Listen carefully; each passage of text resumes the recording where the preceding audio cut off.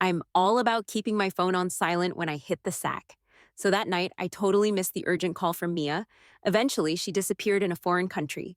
Dad pointed fingers at me, questioning why it was me who didn't show up. Jake resented me, claiming he only saw Mia as his sister. And my fiancé, Mike, lost it, choking me and constantly saying he wanted my life instead. Because of all that, I journeyed across the globe just to track down Mia. Finally, I found her. Everyone was ecstatic and in tears when Mia came back, eager to apologize deeply for her disappearance. But because of that, they kicked me out of the house, just to give her an explanation. They didn't realize that on the same day, I was diagnosed with cancer and was nearing the end. When I showed up at the airport with Mia, my dad, usually so stern and rarely smiling, had tears in his eyes as he hugged her tight. Mia, you have no idea how worried I was about you. The father-daughter reunion was already super touching. Not to mention, Mia was bawling her eyes out, repeatedly saying how much she missed them. Jake also cried, holding a bunch of Mia's favorite flowers, gazing at her like she was the most precious thing in the world. Mia, Jake traveled the world looking for you these past few years. I'm so glad you're back. Even Nick, who rushed over after hearing the news, couldn't keep his eyes from reddening. He reached out carefully, gently stroking Mia's head, his voice barely holding back his sobs. All three men there lost their cool because Mia was back. It was genuinely heartwarming. If I hadn't been the one getting shut out, I might have been tearing up too, reminiscing about this long-awaited reunion. Mia hugged each of them, her voice hoarse from crying as she shared the tough times she faced abroad. This made the three men show deep concern and guilt. Nick was almost swearing to the heavens that he'd make up for all the love and care missing those few years. Mia, no one's gonna mess with you anymore. We've got your back. Always. Mia wiped her tears and looked at my face. If only my sister had answered my emergency call back then, I might not have had to wander for so long. But it's cool. I don't hate my sister. Her seemingly understanding words instantly put me in the crosshairs of criticism. The three men, already holding strong gripes against me, now glared at me with even more obvious hatred. Dad straight up slapped me across the face. With that sharp sound, people at the busy airport paused, unable to look away from the drama. Sarah, how could I have such a nasty daughter? Dad was filled with disappointment and anger. It felt like I wasn't his real daughter, but an enemy. Jake joined in, pushing me and staring at me with even more blatant hatred than Dad, as if he wanted to kill me on the spot. Even if you make things right and bring back Mia, you can't just let those 5 years of suffering she went through go unpunished. You gotta pay for it. Looking at my two closest family members in front of me, every word they said defending Mia was full of accusations and hate. My heart hurt so much I could barely breathe. Clearly, I was once their most beloved daughter and the best sister when we were kids. But Jake took Mia's hand, intertwining his fingers with hers, completely ignoring the fact that I was his fiancé. Sarah, I'm not marrying a mean woman. And besides, the one I really love is Mia. Hearing this, Mia blushed and buried her head in his arms. This guy, whom I had loved for over a decade, once promised by my mom's grave when we were young that he'd love and protect me forever. But everything changed once Mia came into this family. Not just him. Dad and Jake changed too. Mia is the daughter of Dad's first love. His white moonlight, they say white moonlight is unforgettable, and the early deceased white moonlight is even more so. Dad's white moonlight once broke up with him because she found him too poor and married a wealthy heir who chased her instead. After Dad fell into despair, he met my mom. She helped him out of the darkness, and later they married and had me and Jake. Everything was moving in a good direction, but that woman, who once left Dad for money, was later abandoned by someone else. When Mia was 13, she passed away. At that time, my mom had also recently died from an illness. While I was still grieving, Dad brought Mia, who had lost her mom, back home. He not only changed her last name, but also gave her all the fatherly love that should have been mine. It was then I realized that the father who seemed filled with memories of my mom had never truly forgotten his first love deep down. Even though that woman had once trampled him into the dirt, he still foolishly cherished her, year after year. Now that his first love is gone, her only daughter became the outlet for Dad's pent-up love. As for Jake, he used to care for me a lot. When my mom died, he even knelt by her bed and said he'd always be a good brother and protect me forever. But everything changed once Mia joined this family. This delicate girl, who would cry at the drop of a hat, quickly won Dad and Jake's hearts. She'd deliberately fall to the ground and then claim I pushed her whenever Jake showed up. She'd pretend to be obedient and come to my room to ask for help with her homework. Then, as she was leaving, she'd pull out a small knife to cut her arm, drawing blood. Then Jake would catch her in the act, making it look like I was bullying her. She'd also pretend to be bullied at school, ending up with bruises all over her body. In reality, she had already teamed up with those delinquents. When Dad came to the school, those troublemakers would accuse me of bullying her. Many things happened unexpectedly. I didn't even have time to react. Sometimes I'd wake up after a nap and realize I had done something terrible. In short, she completely stole the love that was supposed to be mine. Even Nick, who grew up with me, ended up giving in to her tears, looking at her with more and more pity. Even my heart, which was supposed to be mine, was completely given to her. He'd say, "Mia was abandoned by her dad when she was young and lost her mom. Since your family adopted her, she's your sister. Don't be petty and always think of bullying her." Even though I kept explaining that I never bullied her, no one believed me. Later, after the college entrance exams, Mia said she wanted to travel abroad. Without thinking twice, Dad handed her a black card, telling her to buy whatever she wanted and not deprive herself. Yet he told me that girls shouldn't be vain and that I should work part-time to pay for my tuition. Jake also supported her, even taking out his own stash just to let Mia buy a few more gifts she liked. As for me, I bought a suitcase for college, and Jake would scold me, saying, "Why can't you learn from Mia? She's had a tough life since she was young and has always been frugal. Even when she really wants something, she can hold back. But you just buy, buy, buy. You're not even on the same level."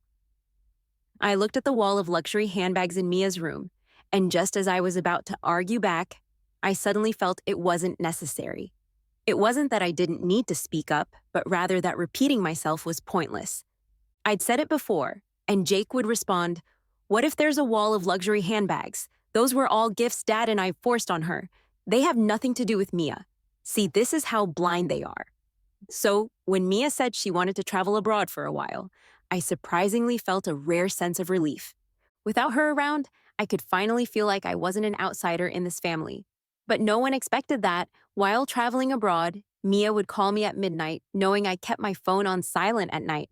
So, I missed that call. The next day, I got the news of Mia's disappearance. The last call she made was to me, but I didn't answer. The records at the police station, solid evidence, seemed to show that I deliberately ignored the call, leading to her disappearance. Dad hated me, asking why it wasn't me who went missing. Jake hated me, saying he only recognized Mia as his sister. Nick also hated me, thinking I had a heart of stone, repeatedly saying I should pay for Mia's life. For 5 years, they hated me nonstop, until I finally traveled around the world and found Mia at Paris Fashion Week. Bringing her back home, I thought everything would go back to normal. But when the doctor handed me the medical record, I couldn't believe it, thinking it must be a mistake. After all, I was so young. How could I have late-stage cancer? "Miss Sarah, hurry up and tell your family. Let's get you hospitalized." The doctor sighed, his eyes showing a hint of sympathy. Looking at the late-stage pancreatic cancer diagnosis on the medical record, I found it kind of absurd and laughable. I had just felt a bit off, coupled with getting slapped by Dad. I felt faint and sick from seeing blood. So when they all crowded around Mia and forgot about me after leaving the airport, I thought I'd go to the hospital for a checkup. It was just a routine physical exam. How could it be late-stage pancreatic cancer? I grabbed the medical record, and suddenly my heart raced. A sense of panic hit me, fearing that I might die suddenly at any moment. After all, I wasn't ready to die. Looking at the 3 numbers in my phone contacts, I didn't know who to call. Maybe no matter who I called, no one would care, right? But just as I hesitated, Jake's call came in out of nowhere. I shook and accidentally pressed the answer button. His voice came through the phone. "Sarah, it's because you deliberately didn't answer the phone that caused Mia to wander for 5 years. Now that she's back, Dad and I have decided to give her an explanation." Jake said, "Since you have such a nasty heart, You should treat others the way they treated you. Don't ever use the Thompson family's money again. And don't come back to live here. Just die outside. If you had any backbone at all, you'd wander outside for 5 years like Mia, and then come back home. After saying that, Jake hung up the phone without hesitation. I looked down at the medical record in my hand. With late-stage pancreatic cancer, even if I got the best treatment, I might not survive 5 years, let alone being kicked out of the house like a stray dog. I didn't have much money on me, so I couldn't afford the expensive surgery costs. I wouldn't be able to extend my life and would likely just wait to die. I suddenly really wanted to know what their expressions would be if they found out I was going to die. Would they be happy, or would there be a hint of sadness? For the past 5 years, I'd been running all over the world.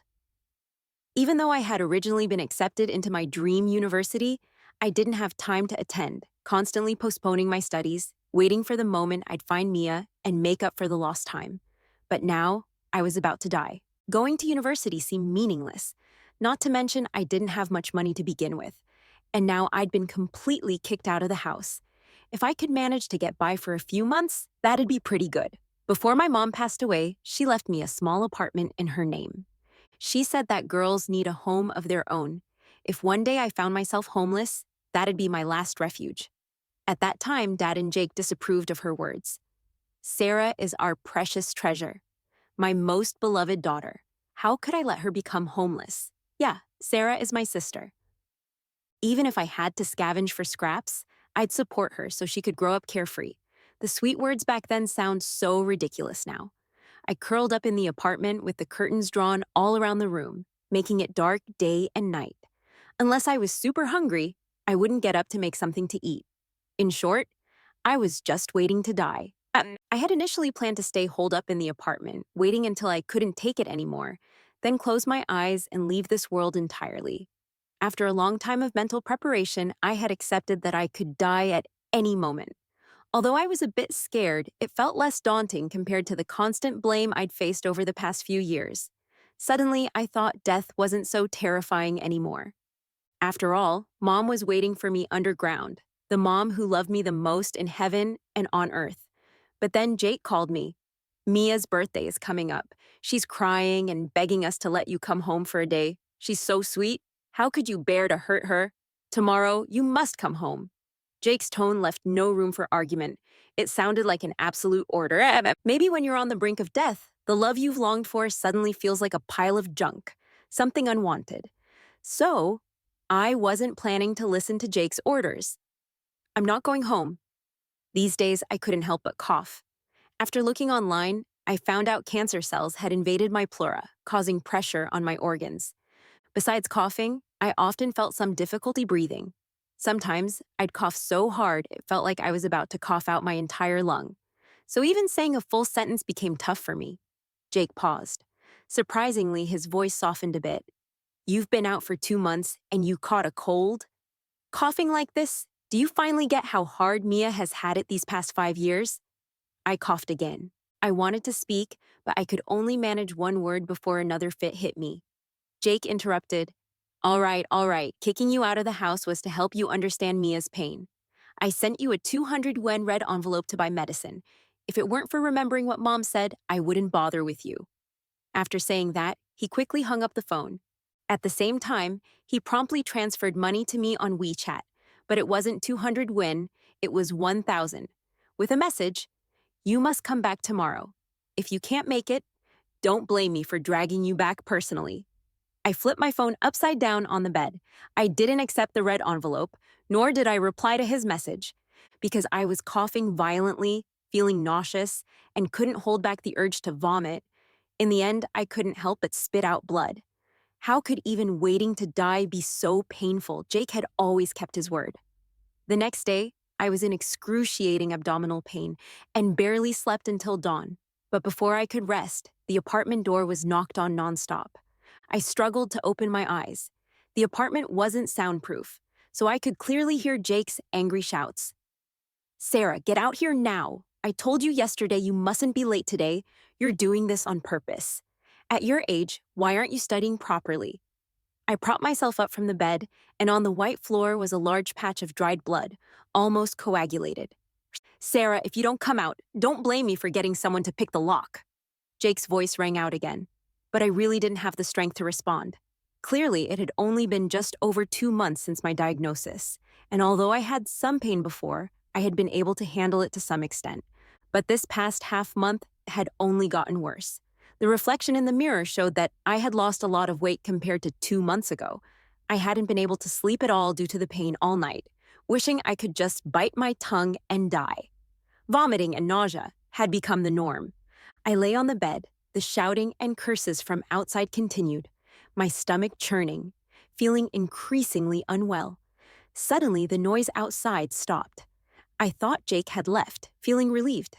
But just as I was about to prop myself up, I heard a loud bang at the door. After a few footsteps, the bedroom door was flung open. Jake, his face full of rage, stormed in. He strode forward, not noticing the blood on the floor, stepping right into it without hesitation. Bro, Sarah, it's late and you're still sleeping. Before I could speak, Jake grabbed the collar of my shirt and yanked me up from the bed. His eyes were filled with fury, convinced that I was sulking on purpose, deliberately ignoring the calls and refusing to come home. I told you today is Mia's birthday. She's been waiting for you at home for a long time. If she says you won't come, she won't celebrate her birthday. How can you take this so lightly? Just from that action, the immense discomfort I was feeling made me unable to hold back. I spat out a large mouthful of blood. The blood sprayed across his face. Time seemed to freeze for a moment. Jake, covered in blood, stood stunned, his expression filled with confusion. He looked down at the blood on the floor and then reached up to touch his own face gently. The sticky blood stained his hands, and his hands trembled slightly. Sarah, what kind of crazy move are you up to again? Jake's voice had calmed down a lot, and the way he looked at me surprisingly carried a hint of worry. So, why are you coughing up so much blood? Did you hide a blood packet in your mouth because you knew I'd come today, just to scare me? I sneered and propped myself up to stand. After spitting out that mouthful of blood, I felt unexpectedly relieved. My lower abdomen was in excruciating pain, and I dug my nails into the back of my other hand until I drew blood, which made me feel a bit better. Yeah, I just wanted to scare you on purpose. As soon as I said that, Jake surprisingly sighed in relief. His brows furrowed with anger again as he grabbed my arm, but he seemed to hesitate, his movements much gentler than before. Stop messing around, Sarah. No matter what, you're still my sister. All right, if you've done something wrong, you should accept the consequences. We're still a family. Maybe when someone's near death, they think of ways to make themselves happier. So, without thinking, I shrugged off his hand and glared at him fiercely. Ethan, I didn't do anything wrong. You're the one who's wrong. You're clearly my brother, yet you don't believe me. Then I don't want you anymore. I don't want you. By the end, the pain that had been fading away surged back with intensity. Overcome with emotion, I suddenly felt unbearable abdominal pain, the intense discomfort almost consuming me, and I collapsed onto the floor. Ethan, who had been getting angry, looked at me in a panic and hurriedly bent down, wanting to help me. But just as he was about to reach me, his phone rang. The ringtone, belonging to someone specific, made him quickly retract his hand. The moment the call connected, Mia's voice came from the other end. Brother, haven't you brought Sarah home yet? My birthday party is about to start. Please hurry back. I don't want you to miss it. As Ethan answered the call, he looked at me kneeling on the floor, his expression conflicted. Mia, Sarah doesn't seem to be feeling well. I need to take her to the hospital first. There was a moment of silence on the other end. Soon Mia's voice came back. Every time I wanted to see you, Sarah was always sick and sad. But it's okay. It's just a birthday. You should accompany her to the hospital. I'm fine. She feigned strength while clearly feeling deeply saddened. After spending these years together, I knew too well Mia's little tactics. She could easily manipulate Dad and Ethan. Just like now, after Mia finished speaking, there was a sudden gasp from the other end of the line. Mia fainted. Call an ambulance quickly. Then came the chaotic, jumbled sounds of footsteps, and Ethan, standing in front of me, couldn't help but feel anxious. What happened to Mia? Unfortunately, no one on the other end could respond to his question, but listening to the noise, one could guess that Mia had fainted.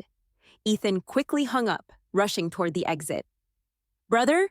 I weakly called out. Hearing my call, Ethan hesitated for a moment, standing still. Finally, he turned and strode over to me, bent down, pulled out a stack of cash from his pocket, and stuffed it all into my hands.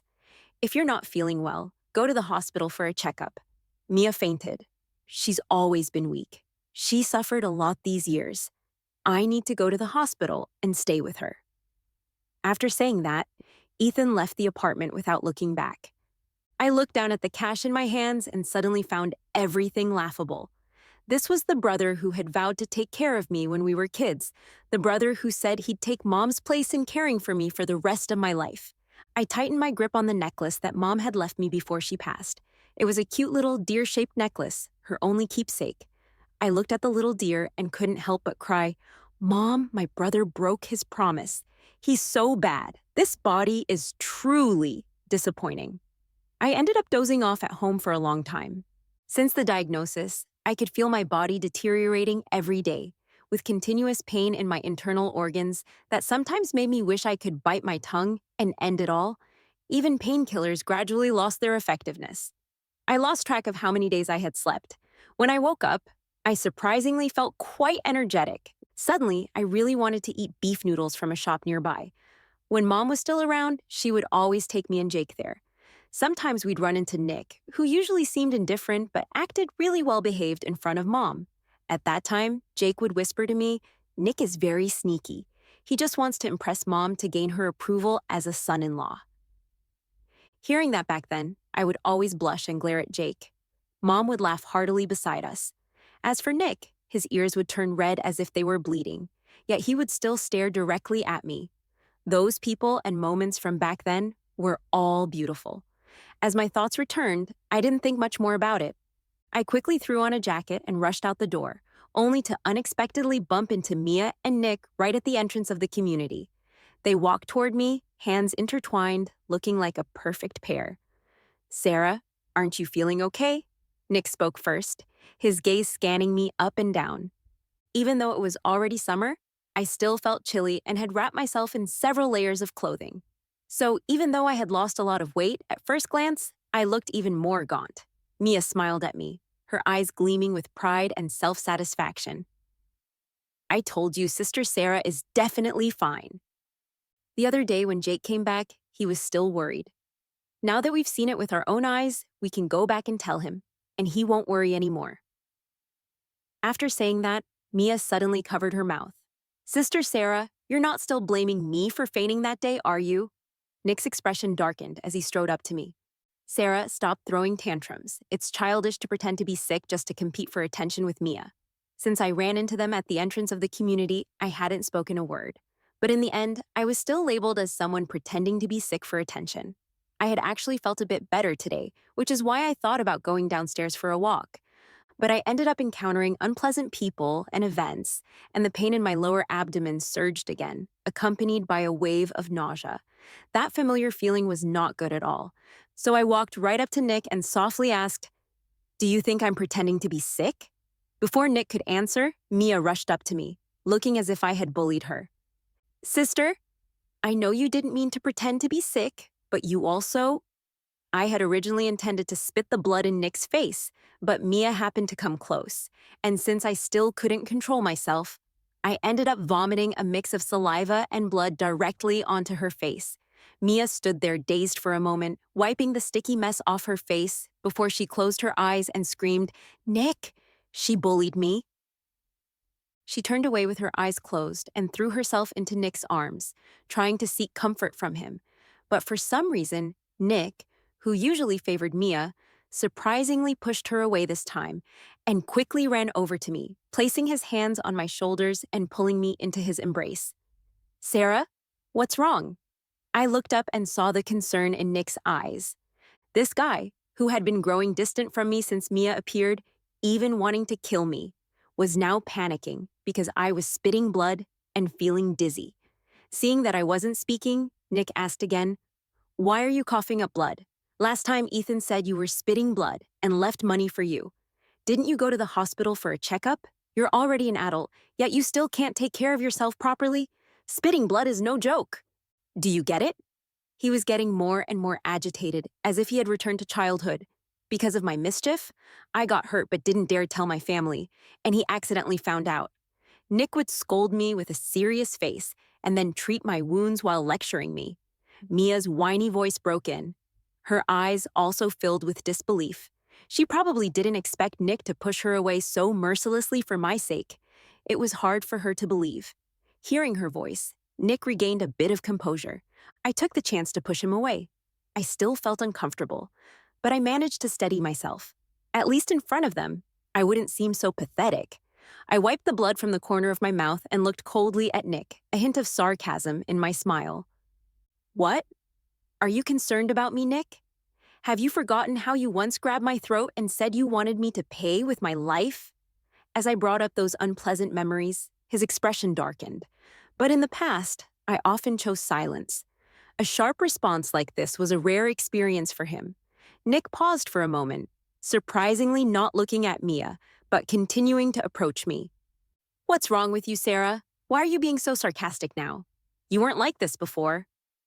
I didn't want to deal with him, so I turned and walked out.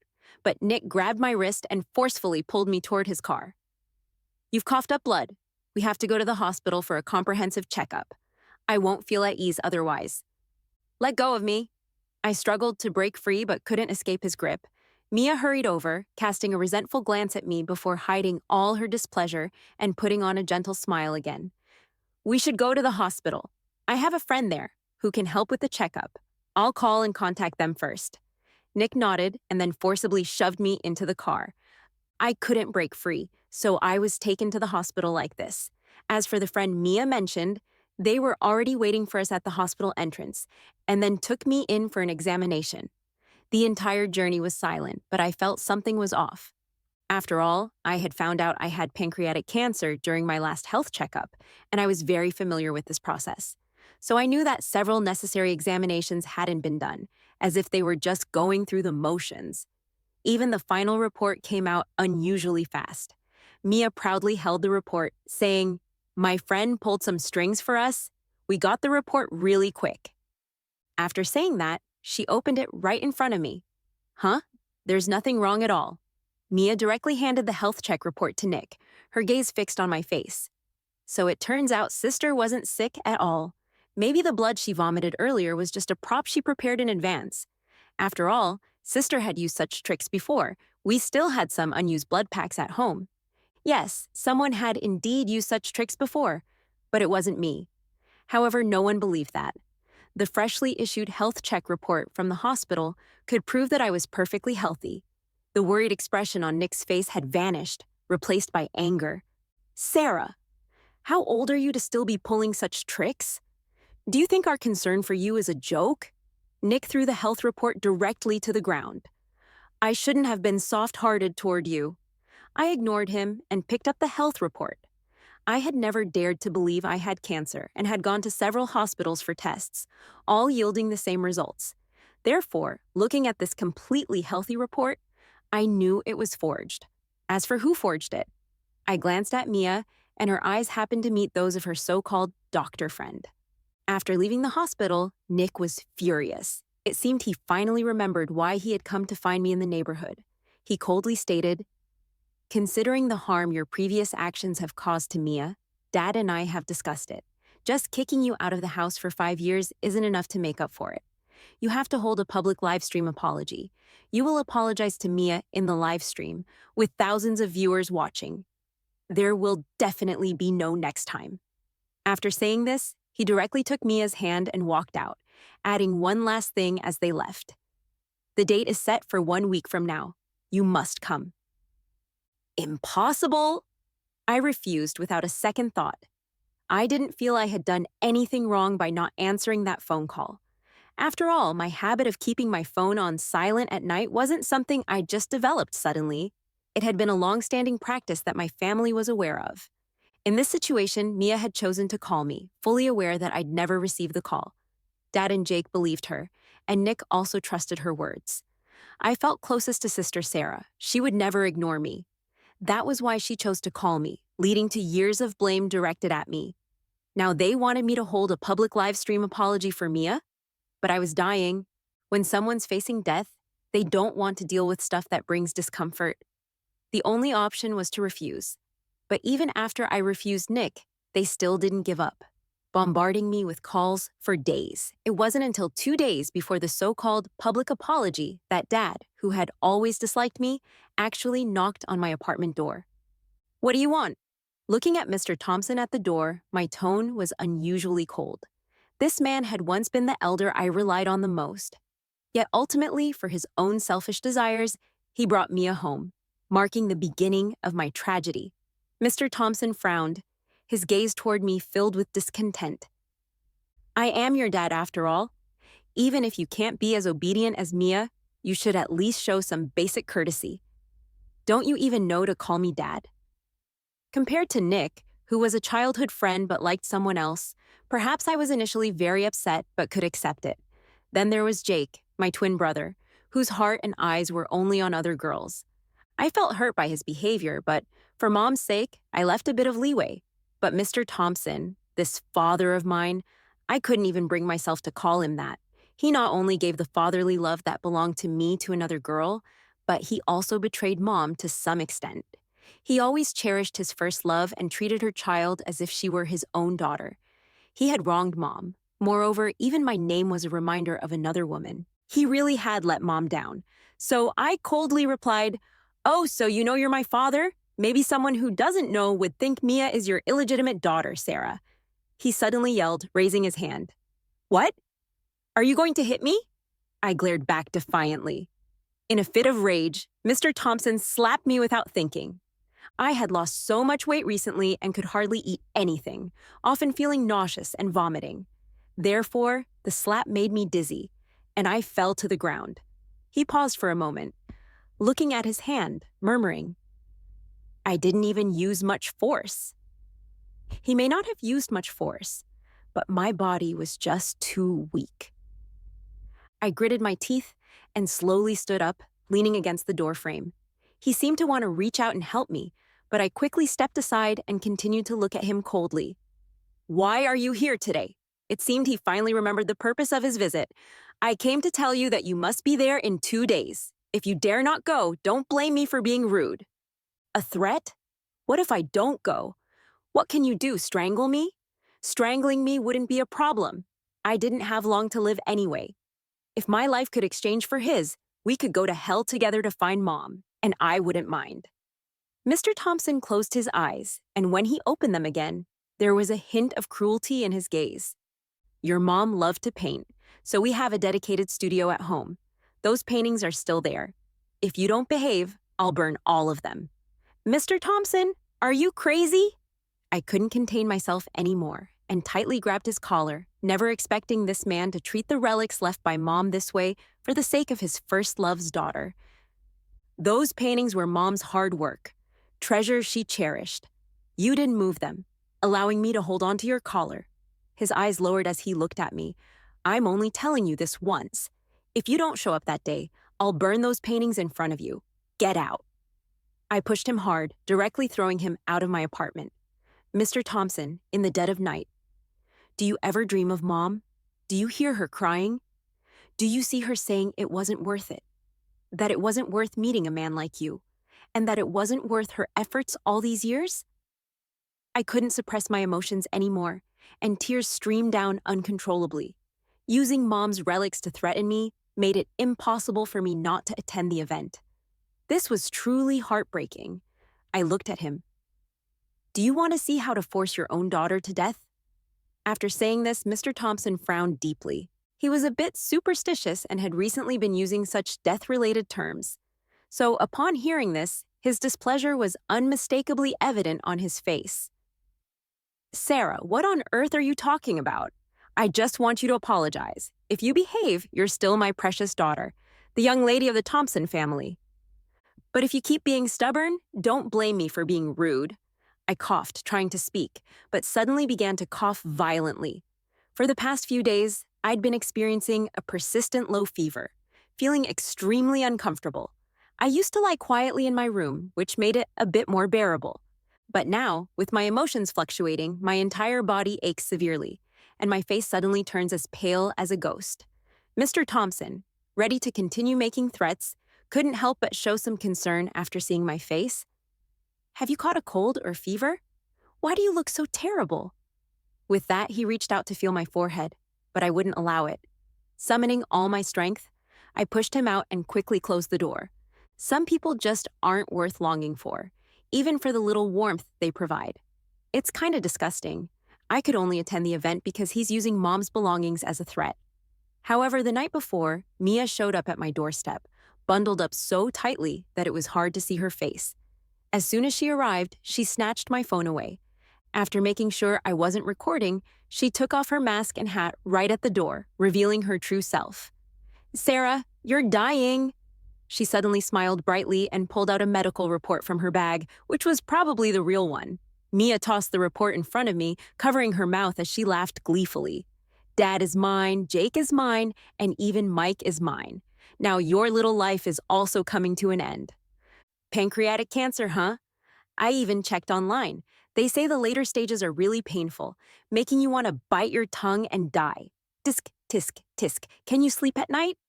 Don't you feel like a failure knowing you'll never measure up to me and that you won't live as long as I will? Her mocking tone seemed to pour out all the resentment she had inside her. After all, my phone was in her hands, and there was no recording, so she hadn't entered my room.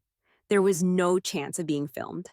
In short, she could fully display her true self and mock me without reservations. "Have you laughed enough?" I looked at her coldly, the source of my lifelong suffering, whom I also despised to the extreme. Mia finally stopped laughing and leaned in closer. "Remember to show up on time tomorrow and apologize to me in front of all the reporters. That way, after you die, I won't touch those things your mom left you. Otherwise, once you're gone, I'll burn everything." How about that? I raised my hand and swiftly slapped her. My body had been weak, but sometimes extreme anger brings out hidden strength.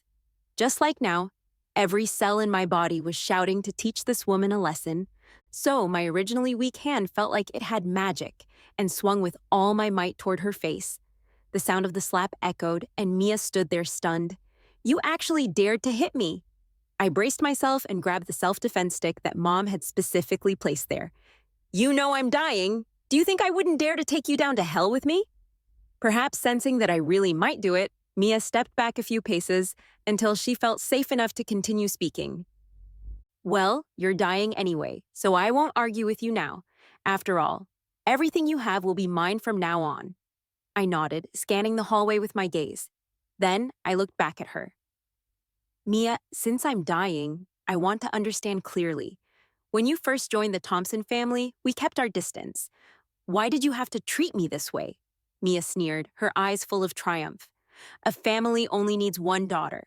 Now that I'm here, your existence is redundant, so I naturally had to find a way to take the love that belonged to you. I said I was traveling abroad, but in reality, I just wanted to see my dad. He had no children, so I deliberately created an opportunity to meet him, and he accepted me. I thought I'd finally endured the hardship, and I didn't want to compete with you anymore. As for that phone call, it was just to create a barrier between you and those 3 stupid men. But who would have thought, in the 5th year, my dad's mistress actually brought back a son. I became the abandoned one. I had no choice but to pretend to be found by you and return to this house. Although it's not as wealthy as living with Dad, at least there's someone who dotes on me. I'm not picky. So this was the whole truth." I quickly scanned the hidden pinhole camera across the door and smiled slightly at Mia. "I want to say thank you for letting me understand everything before I die." This live stream, after warming up, had already exceeded 1 million viewers online. Even offline, many well-known reporters and paparazzi were invited. In short, Mia was determined to ruin my reputation, ensuring that even in death, I'd be spat on by thousands. But I didn't go. I just sat at home, in this little apartment Mom prepared for me. I found photos of Jake and Mr. Thompson, as well as many diaries left by Mom. Everything felt so warm. I laid out all these items representing our family of 4, filling the living room to the brim. I even took the whole night to dig up all the photos of Nick and me through various channels. By the time I finished setting everything up, my phone was almost blowing up with calls. When I answered, Jake's angry voice came through. "Sarah, you're pulling another stunt. You promised to apologize, and now that the time has come, where are you? I looked at the photo in my hand. In it, Nick was only 10 years old, still a pretty arrogant little kid. He let me clip a bunch of cute hairpins in his hair, looking helpless. Yet he still posed with a peace sign for the camera. This scene was so heartwarming. Mom had drawn a big heart on the photo, saying that the two kids in it were her treasures. She wrote, "My big treasure will protect my little treasure." My voice suddenly became choked up. I took several deep breaths to calm myself down. Going is impossible, Jake. No matter how confused you are or how much you hate me, you should understand how important that art studio is to Mom. If you can let Mr. Thompson and Mia destroy it, then you really don't deserve to be Mom's child. For the first time, Jake fell silent. After a long pause, he slowly spoke. "That was originally just a way to provoke you. That's Mom's legacy. I can't let others destroy it." He was somewhat clear-headed, even if not much. It was enough. I sighed in relief and said my final words. "I won't go to the scene, but we can do a live connection." With that, I hung up the phone. Then, I opened the live stream and connected to the broadcast room using the official account they had provided earlier. As soon as the stream began, I saw the grand setup on their end. They had booked an entire day at a 5-star hotel just to showcase me apologizing to Mia for the entire nation to see. Only Mr. Thompson and Jake could pull off such a big stunt. Once the connection was established, Jake, who was the most impatient, was about to speak when he noticed the wall of photos behind me. Each photo was a treasured possession that Mom had kept for a long time, and they were snippets of beautiful memories. The number of viewers was rapidly increasing, but I still hadn't spoken. I waited. Finally, Mia spoke first. "If Sarah doesn't want to apologize, then let it go. Why bother with a whole wall of photos to play the emotional card?" Mr. Thompson couldn't hold back either, standing protectively beside her with a fatherly demeanor. "Mia, how can you be so sweet like your mother? But Sarah did something wrong, and she must pay the price." "This is the decision your brother and I made. Liam, you're too kind, which is why you keep getting bullied by her." The comments were rolling in. I glanced at them. Most were cursing me. They accused me of deliberately using these photos to play the emotional card, just to avoid apologizing while pretending to be the victim. Very annoying and disgusting. I didn't blame these netizens. After all, during the prior build-up, I had been portrayed as an utterly wicked woman. Originally, I just wanted to die quietly, wondering if my closest people would feel even a hint of sadness at my passing.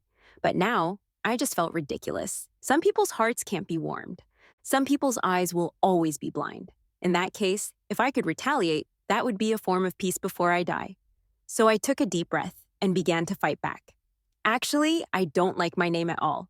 Just Sarah. If Mia could do it, so could I." As I saw a flood of question marks in the comments, I slowly spoke. "I always thought every child's name comes from their parents' expectations and blessings. But my name, however, was given by Dad to commemorate his first love. Isn't that ridiculous? No matter what, no matter who I am." The public's attitude towards scumbags was surprisingly uniform, just like now. "What? I thought today was about Sarah apologizing, but there's more drama." "Using your daughter's name to commemorate your first love? That's just sick." The comments were already heatedly discussing it. I continued to seize the opportunity. Mom was a very traditional woman, devoted to her husband and children, obeying Dad completely. Even when she was sick and dying, she couldn't let go of us three. But in the end, she just passed away, and Dad brought back the daughter of his first love as if she were his own. Some say I'm bad for bullying Mia, so I want to ask the audience, can you treat this matter with a level head? Let alone, I've never bullied her. After finishing, I played the surveillance footage I got from my neighbor last night on another tablet. In a family, one daughter is enough. Since I'm here, your existence is redundant, so I naturally have to find a way to take away the love that belongs to you. I said I was going abroad for a vacation, but in reality, I just wanted to meet Dad. He didn't have any children, so I deliberately created a chance encounter, and he accepted me. That phone call was just to create a barrier between you and those three stupid men who are completely unaware. Mia's words in the video played back clearly, one by one. The truths I had been unable to defend myself against and had tried to explain multiple times were now presented in front of the vast audience online. This time, through a live broadcast, everyone would see what kind of person Mia truly was, as well as Mr. Thompson, Jake, and Nick. Their actions would be fully exposed online, with nowhere to hide. I looked at Mr. Thompson in the live stream. This man whose temples were already showing some gray hair. He seemed unable to believe that the Mia in the video could be so monstrous. He turned to her, repeatedly asking, "Mia, is this all true?" Mia naturally denied everything, but the surveillance footage couldn't lie, and I had already posted it on social media. After public scrutiny, it was enough to prove that it was absolutely real. No, Dad, I didn't. Sarah forced me into all of this, Ethan, who had always been carefree, despised being deceived.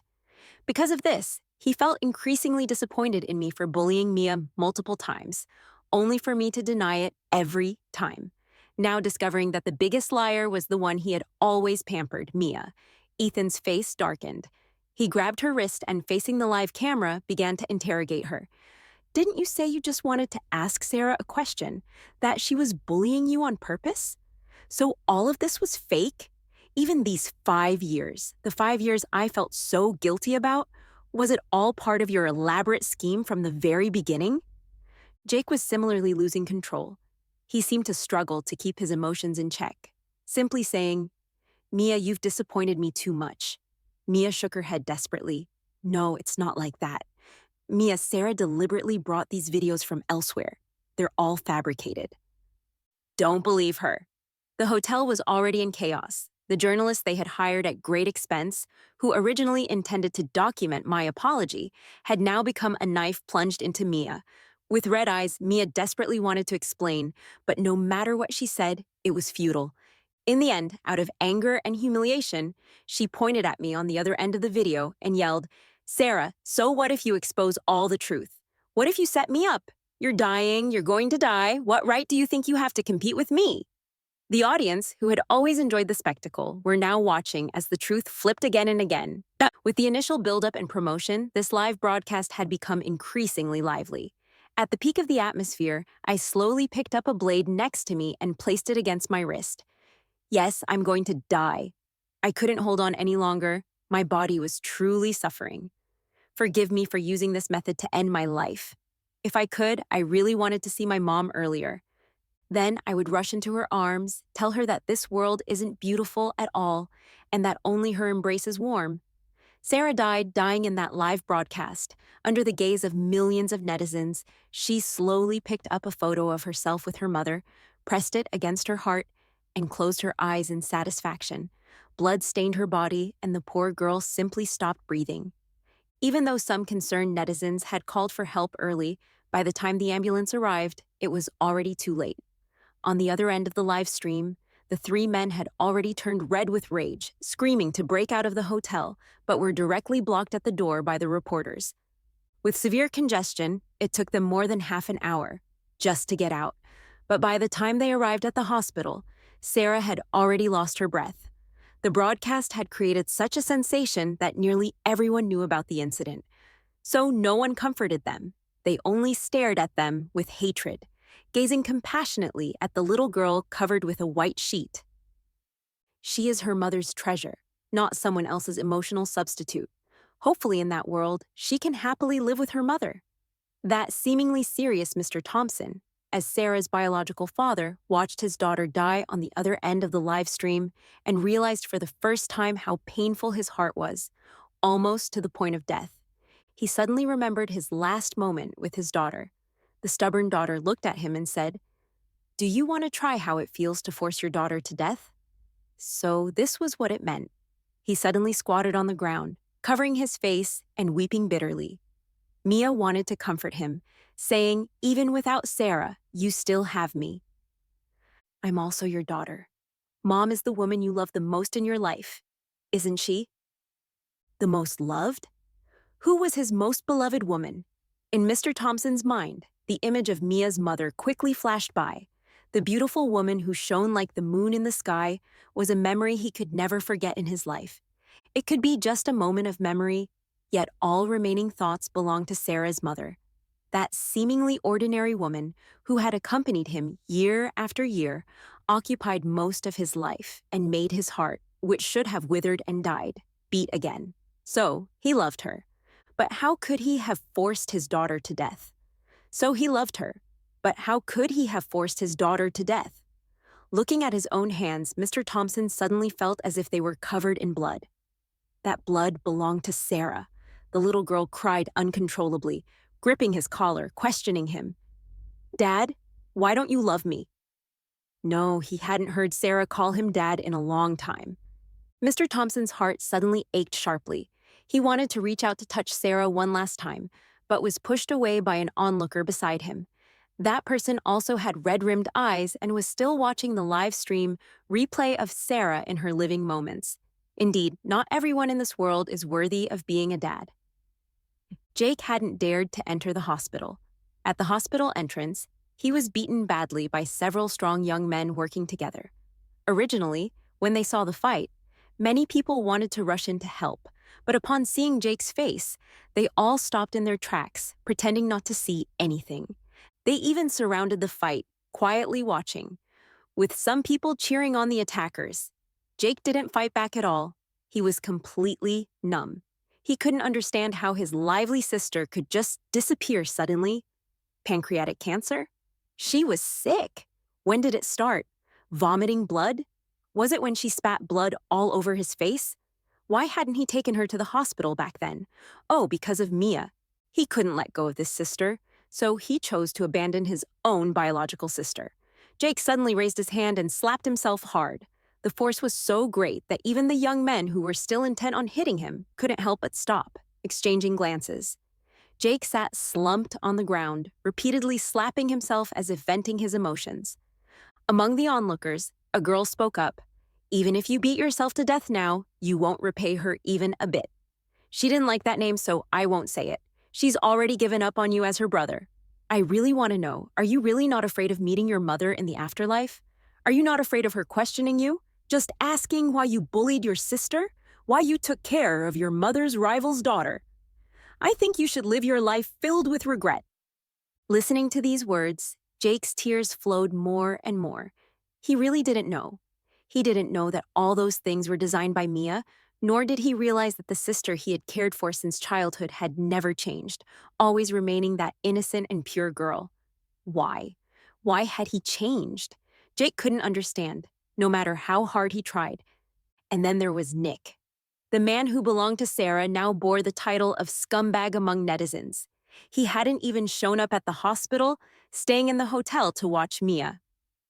"You knew all along that she had pancreatic cancer." Nick's voice was chillingly calm.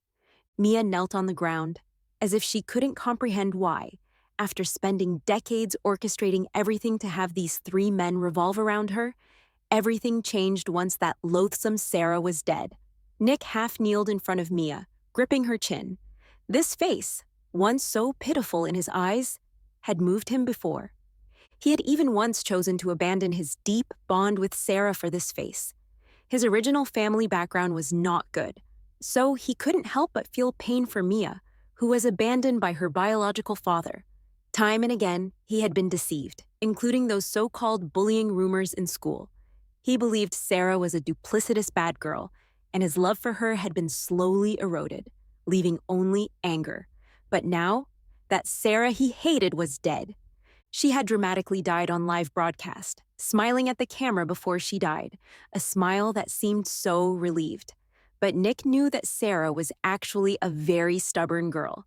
She could compromise time and again for the most cherished familial ties, but she could also choose to give up everything and gamble her life to make him regret, leaving him to suffer for a lifetime.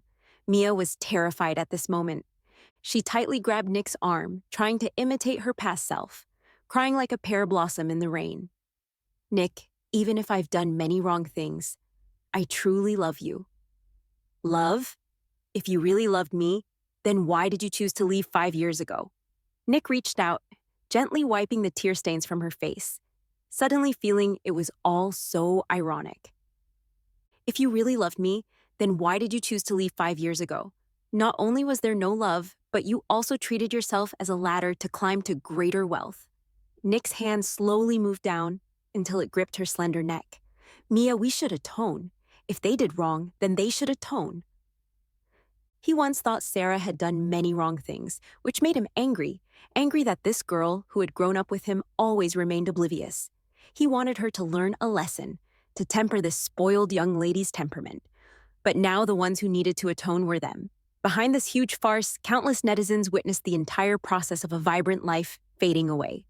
As a result, Mia's biological father was also dug up.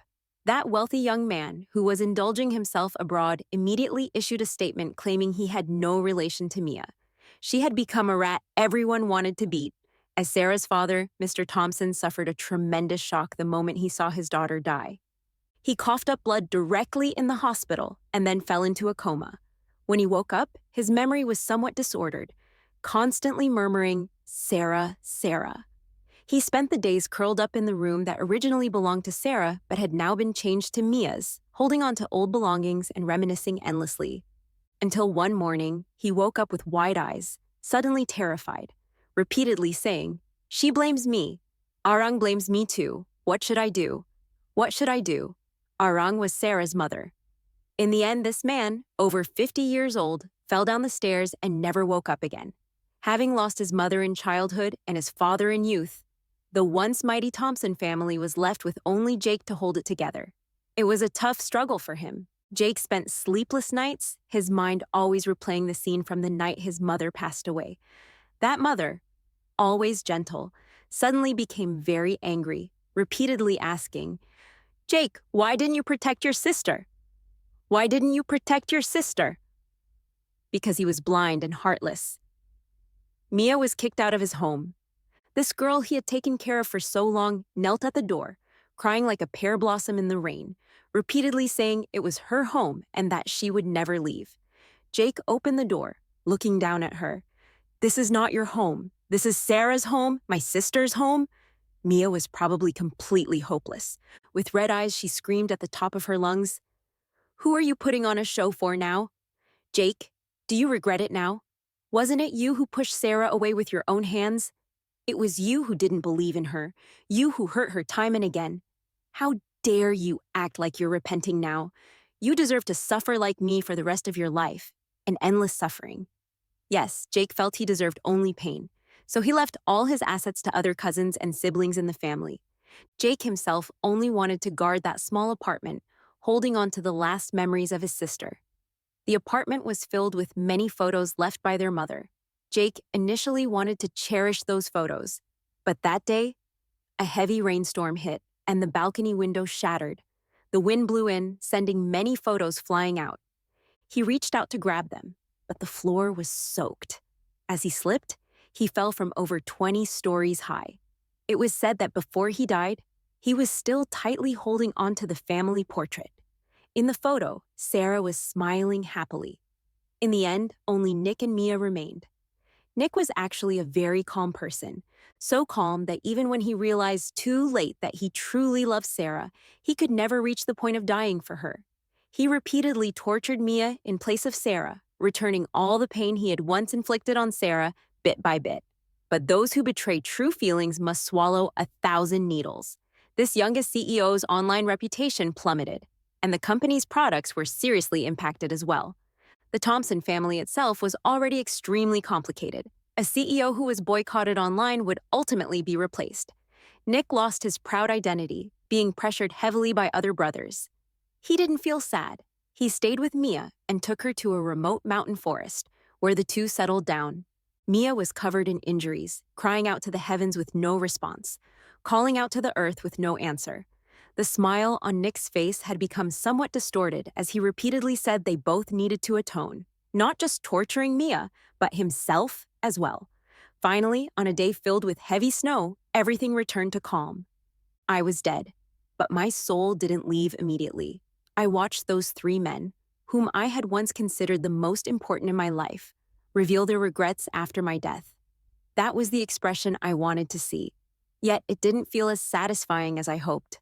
Perhaps I felt that all their regrets and tears were meaningless to me. Their tears were like dirty water on the ground. Apart from feeling disgusted, I couldn't feel even a hint of heartache.